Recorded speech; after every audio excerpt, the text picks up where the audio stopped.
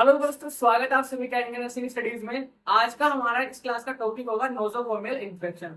इन जब अपन ने type of infection पढ़ा था उस टाइम पे अपन ने बात करी थी नोजोफोमियल इन्फेक्शन के बारे में कि नोजोफोमियल इन्फेक्शन क्या होता है। और इस क्लास में अपन बात करेंगे इसके डेफिनेशन के बारे में, सोर्स ऑफ इन्फेक्शन के बारे में और टाइप ऑफ इन्फेक्शन के बारे में, कितने टाइप का होता है। नेक्स्ट क्लास में अपन इसके बारे में डिटेल से बात करेंगे, तो बने रहिए हमारे साथ और देखते रहिए एंटी नर्सिंग स्टडीज को। तो शुरू करते हैं सबसे पहले नोजोफोमियल इन्फेक्शन की डेफिनेशन के बारे में। तो जो भी है नोजोफोमियल इन्फेक्शन में होता क्या है। Nosocomial infection are infection which occurs as a result of treatment in a hospital. इसका मतलब ये है, मैंने आपको पिछली बार क्लासेस में बताया था कि नोजोफोमियल इन्फेक्शन का मतलब ये होता है कि जब आप किसी हॉस्पिटल में जाते हो किसी ट्रीटमेंट के लिए, तो आपको पहले से एक इन्फेक्शन हुआ है और उसमें हॉस्पिटल में जाने के बाद अगर आपको कोई दूसरी डिजीज हो जाती है, कोई इन्फेक्शन हो जाता है, तो उसको अपन क्या बोलेंगे, नोजोफोमियल इन्फेक्शन बोलेंगे। ठीक है, अब इसके अंदर अपन बात करें but secondary to the patients original condition, कि उसमें उसके अंदर पहले से कोई ऐसी कंडीशन थी, कोई डिजीज थी, हॉस्पिटल में जाने के बाद में क्या हुआ, एक नया माइक्रो ऑर्गेनिज्म उसकी बॉडी के अंदर एंटर किया और उसको एक नई डिजीज के सिम्टम्स वहां पे आपको देखने को मिलने लगे।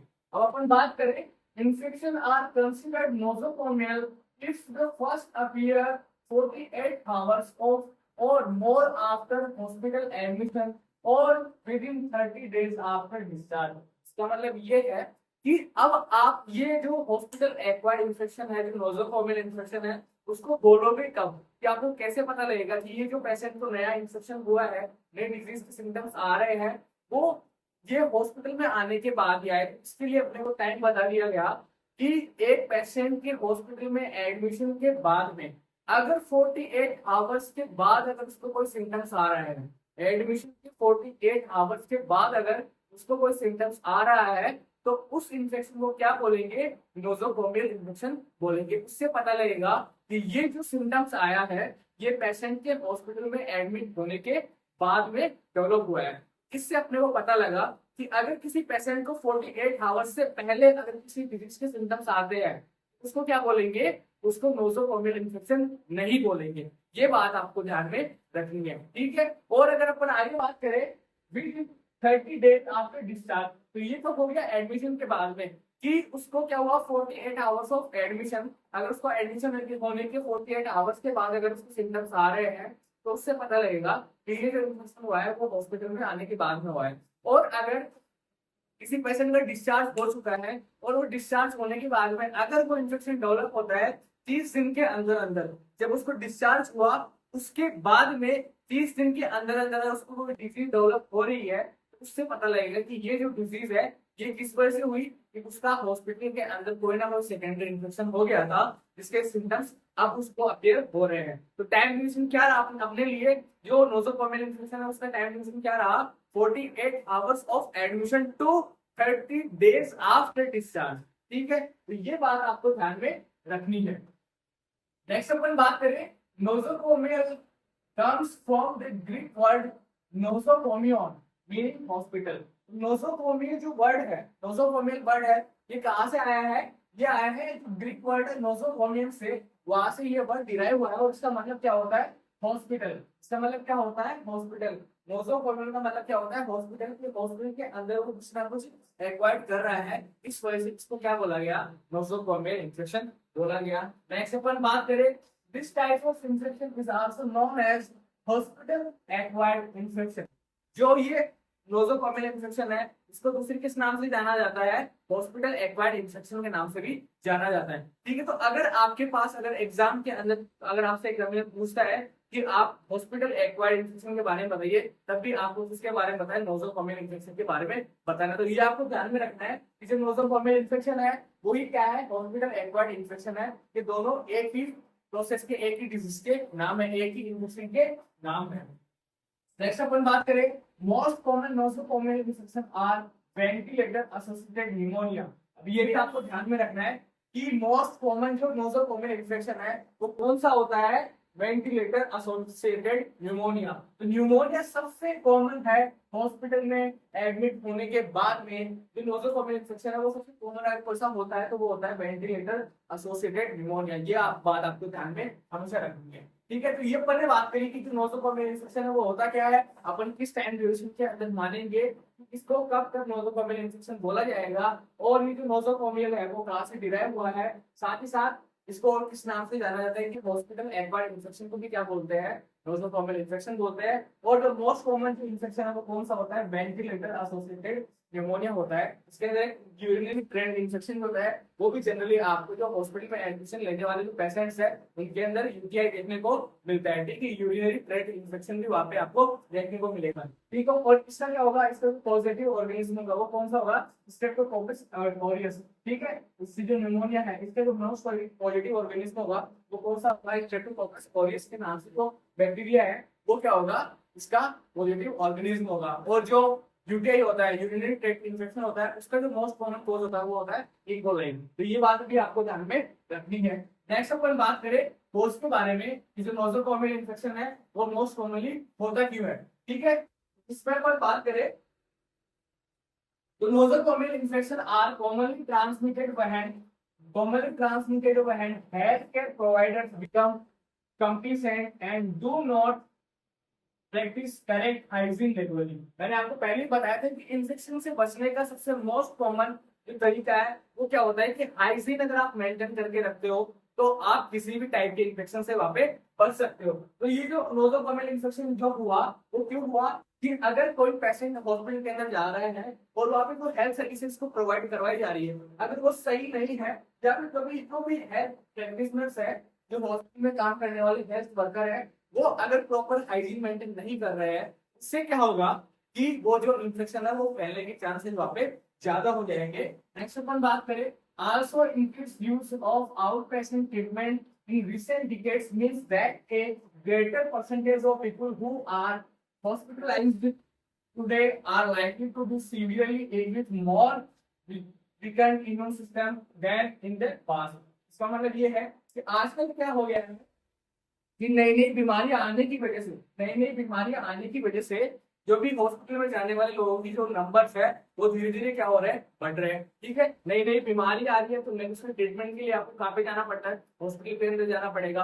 हॉस्पिटल में जाओगे आप तो वहाँ पे जाने के बाद में जो भी माइक्रो ऑर्गेनिज्म है सराउंडिंग एनवायरमेंट के अंदर हो जाएगा। और अगर कोई नया पेशेंट अगर वहाँ पे दिखाने के लिए आ रहा है तो उसका इम्यून सिस्टम वीक है, और साथ ही साथ अगर जो हॉस्पिटल स्टाफ है उसने प्रॉपर हाइजीन मेंटेन नहीं करी तो उससे क्या होगा, जो जो माइक्रो ऑर्गेनिज्म वहां पे पहुंचा है इस पेशेंट की वजह से वो क्या होगा, किसी दूसरे पर्सन के अंदर ट्रांसमिट हो जाएगा, ठीक है। Moreover some medical procedures bypass the body's natural protective barrier.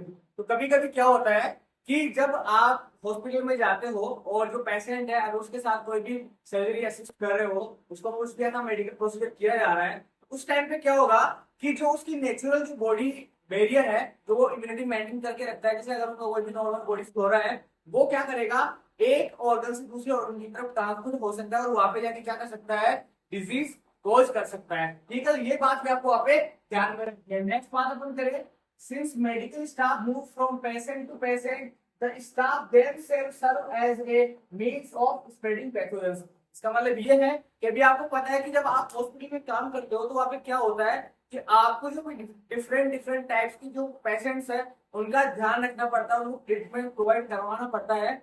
उस टाइम पे क्या होगा कि जैसे आपने क्या करा, कोई डिजीज के रिगार्डिंग कोई पेशेंट वहां पे एडमिट था, उसका आपने ट्रीटमेंट प्रोवाइड करवाया, फिर आप नेक्स्ट पेशेंट की तरफ मूव किया आपने, तो क्या होगा कि अगर आपने सेफ्टी प्रिकॉशंस का ध्यान नहीं रखा तो हो सकता है कि वो जो माइक्रो ऑर्गेनिज्म था वो एक पेशेंट से दूसरे पेशेंट की ओर ट्रांसमिट हो सकता है। तो जब आप हॉस्पिटल में काम करते हो तो सबसे पहले आपको ध्यान रखना है किसका, हाइजीन का। आपको हमेशा हाइजीन मेंटेन करके रखनी है क्योंकि आप सबसे ज्यादा ससेप्टेबल हो, ठीक है। इसके लिए जो भी पैथोजन है उसको स्प्रेड करने के लिए आप सबसे ज्यादा स्प्रेड वो क्या हो, रेस्पॉन्सिबल हो। आपकी वजह से क्या हो सकता है, जो भी डिजीज है वो ट्रांसमिट हो सकती है एक पर्सन से दूसरे पर्सन की तरफ। ये अपन ने बात करी कॉज ऑफ नोजोकोमियल इन्फेक्शन के बारे में। आगे अपन देखें उसका सोर्स क्या क्या हो सकता है, किस वजह से नोजोकोमियल की इन्फेक्शन है वो किस वजह से होगा। तो फर्स्ट कॉज हो सकता है या तो जो पेशेंट है, जनरली क्या देखा जा सकता है कि नोजोकोमियल इन्फेक्शन का मतलब ये है कि कोई पर्सन क्या था कि एक डिजीज से सफर कर रहा था, वो हॉस्पिटल के अंदर गया और वापस जाने के बाद में किसी अदर माइक्रो ऑर्गेनिज्म के कांटेक्ट में आने से उसको क्या हुआ, किसी नई डिजीज के सिम्टम्स आने लग गए। तो ये क्या हुआ, उसको जो जो सिम्टम्स या जो पेशेंट मिला वो क्या मिला, उसकी बॉडी के बाहर से मिला।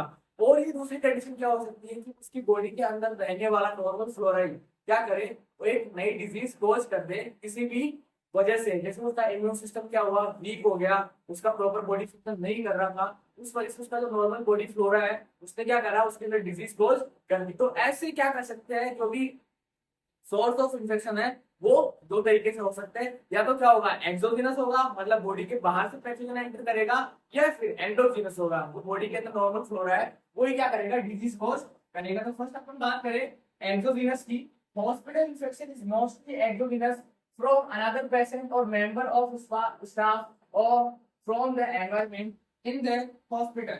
इसका मतलब ये है कि जो भी हॉस्पिटल में होने वाला इन्फेक्शन है उससे पहले क्या होता है कि मोस्ट ऑफ इम्पोर्टेंट कारण क्या हो सकता है कि जो भी पैथोजन है वो बॉडी के बाहर से उसके शरीर के अंदर क्या करे, एंटर करे। किस तरह से कर सकता है, या तो किसी नए पेशेंट के कांटेक्ट में आने की वजह से, या फिर जो मेडिकल स्टाफ था उसने क्या करा, सेफ्टी प्रिकॉशन पे ध्यान नहीं दिया उस वजह से, या फिर जो हॉस्पिटल का एनवायरनमेंट था वो सही नहीं था, कंटामिनेटेड था, उस वजह से क्या हुआ, उसको जो डिजीज थी उसके अंदर ट्रांसमिट हो गई है। नेक्स्ट अपन बात करें patient and the hospital personnel suffering from an infection asymptomatic carrier are the most important source.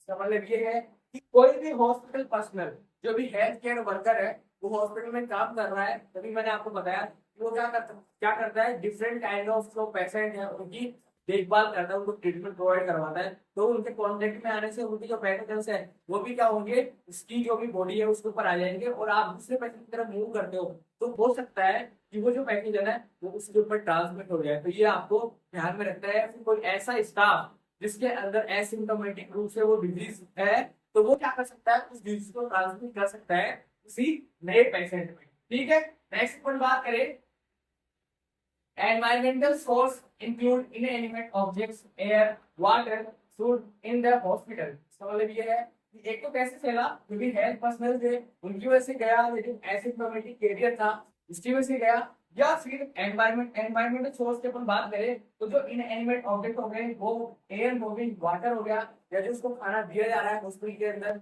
वो सही नहीं है, उसकी थ्रू भी वो क्या कर सकता है, उसकी बॉडी के अंदर एंटर कर सकता है। अगर कोई पॉल्यूटेड एयर है, कोई कंटामिनेटेड एयर है, कंटामिनेटेड वाटर का वो यूज में कर रहा है, तो उस वजह से उसके शरीर के अंदर क्या हो सकती है, वो डिजीज ट्रांसमिट हो सकती है। इन एलिमेंट ऑब्जेक्ट के बारे में बात करें जैसे कि कोई भी जो स्टेथोस्कोप था वो सही नहीं था, वो सही से काम नहीं कर रहा था, उसके ऊपर कोई कंटामिनेशन है, उसको सही तरीके से डिसइंफेक्ट नहीं किया गया, या फिर कोई बीपी इंस्ट्रूमेंट है, कोई थर्मामीटर है, ये सब वजह से भी क्या हो सकता है, जो इन्फेक्शन है वो उस पेशेंट के अंदर ट्रांसमिट हो सकता है। नेक्स्ट अपन बात करें एंडोजिनस के बारे में। ये अपन ने बात करी एंडोजिनस के बारे में कि जो भी इन्फेक्शन होगा वो उसके शरीर के बाहर से उसके अंदर एंटर करेगा। नेक्स्ट क्या है, एंडोजिनस है, मतलब उसके शरीर के अंदर रहने वाला जो नॉर्मल फ्लोरा है उसकी वजह से कुछ भी डिजीज हो जाएगा। Patients over normal flora invade the patient's tissue during some surgical operation or instrumental manipulation। इसका मतलब ये है, ये भी मैंने आपको बताया कि अगर कोई भी सर्जरी की जा रही है उस वजह से क्या हो सकता है कि जो बॉडी का नॉर्मल फ्लोरा है, जैसे कि इंटेस्टाइन में रहने वाला कोई बैक्टीरिया है, वो वहां से मूव करके आपके लंग्स की तरफ चला जाए, आपके हार्ट की तरफ चला जाए ब्लड के थ्रू, तो क्या होगा, वहां पे जाके वो कोई डिजीज कॉज कर सकता है। इस वजह से क्यों हुआ, क्योंकि वहां पे उसके ऊपर क्या किया जा रहा था कि कोई भी सर्जरी परफॉर्म की जा रही थी, कोई भी इंस्ट्रूमेंट के थ्रू कोई भी मैनिपुलेशन किया जा रहा था, उस वजह से क्या हुआ, उसका नॉर्मल बॉडी फ्लोरा है उसके लिए नई डिजीज कोर्स करने में लग गया। तो ये था आज का हमारा टॉपिक। इसके अपन बात करी इसके अंदर कि first of all nosocomial infection क्या होता है, इस टाइम ड्यूरेशन के अंदर अपन नोजोकोमियल इन्फेक्शन को वेरीफाई कर सकते हैं कि अगर फर्स्ट 14 आवर से लेके कब जब पेशेंट हॉस्पिटल में गया और 48 आवर्स के बाद से लेके और डिस्चार्ज के 30 डेज के अंदर अगर उसको कोई इन्फेक्शन हो रहा है उसको अपन क्या बोलेंगे, नोजोकोमियल इन्फेक्शन बोलेंगे। ये आप उसको कैसे डिफाइन कर सकते हो इसके बारे में बात करी। फिर अपन ने बात करा कि नोजोकोमियल वर्ड है वो कहाँ से डिराइव हुआ है, उसके बाद अपन ने बात करा कि जो भी नोजोकोमियल इन्फेक्शन है वो सबसे मोस्ट कॉमन नोजोकोमियल इन्फेक्शन कौन सा होता है, उसमें होता है निमोनिया। ठीक है, और फिर अपन ने बात करी दूसरा अपन बात करें तो यूटीआई हो सकता है, यूरिनरी ट्रैक्ट इन्फेक्शन, जिसका मोस्ट कॉमन कॉज होता है वो कौन सा होता है, इकोलाई होता है। ये बात आपको ध्यान रखनी है। इसके बाद अपन ने कोज के बारे में बात करी एंड फाइनली अपन ने बात करी सोर्स ऑफ इन्फेक्शन के बारे में। नेक्स्ट क्लास में अपन इसी टॉपिक को कंटिन्यू करेंगे, अपन डिटेल में जानेंगे नोसोकोमियल इन्फेक्शन के टाइप्स क्या क्या होते हैं, किन किन वजह से नोसोकोमियल इन्फेक्शन है या फिर हॉस्पिटल एक्वायर्ड इन्फेक्शन है वो किसी पेशेंट को हो सकता है। तो बने रहिए हमारे साथ, वीडियोस को लाइक कीजिए, चैनल को सब्सक्राइब कीजिए। Thank you so much.